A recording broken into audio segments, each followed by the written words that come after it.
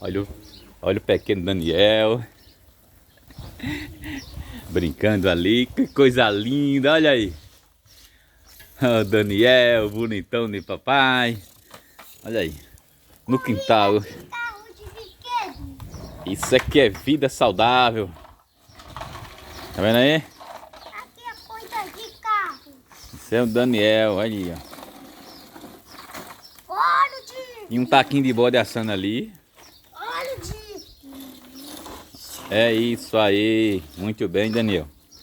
É aqui a corrida de carro. A corrida de carro. Olha que coisa linda do papai. Eles vão fazer depois vão chegar aí. Eita! E lá vai o Daniel na corrida de carro. Sumiu. Apareceu.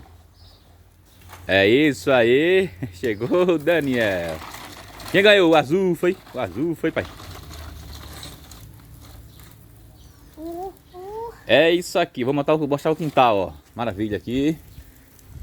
Tem que baixar, né? Pé de abacate. Tem que baixar, né? Tá escondido, mas tem aqui. Abacaxi. Outro abacaxi. Ali tem outro abacaxi. Tá escondido. Mas é isso. Aqui tem. Ó, ali tem um pé de limão que eu trouxe lá da casa da minha sogra. De uma pessoa. Dona Elda. Ah, esse aqui tá maior. Olha aí. Olha esse aqui como tá lindo, ó. Limão. Olha aí. Aqui é o pé de acerola. Aqui tem cana. O Daniel disse que... Aí é o que, Daniel? Pé de acerola. Pé de acerola. Tem outro pequeno. Acabou a acerola. É, ela tá... Olha aí, tá nas flores, Daniel. Mas tem outro pé. Olha que maravilha. Mas tem outro pé. Merece uma foto, hein? Mas tem outro pé. Olha aqui. Tem outro Ei, Daniel, pé pega... de- Ó, Daniel. Pega... Tem outro pé de Olha a vasilha pra pegar a acerola. Já tem a acerola ali, ué. Olha só. pé. Ó, a acerola de pequena já tem, ó. acerola. Mas aqui é bem legal. Ó, Daniel. Pega a vasilha lá, tem a acerola boa já aqui, ó. Que coisa, rapaz. Olha. Vai, afasta. Outro pé de cana aqui, ó. Aqui. É. Pinha. Já está aqui, ó. Brotando com força aqui, ó. Olha aí, olha aí. Olha que maravilha aí, ó. Ó.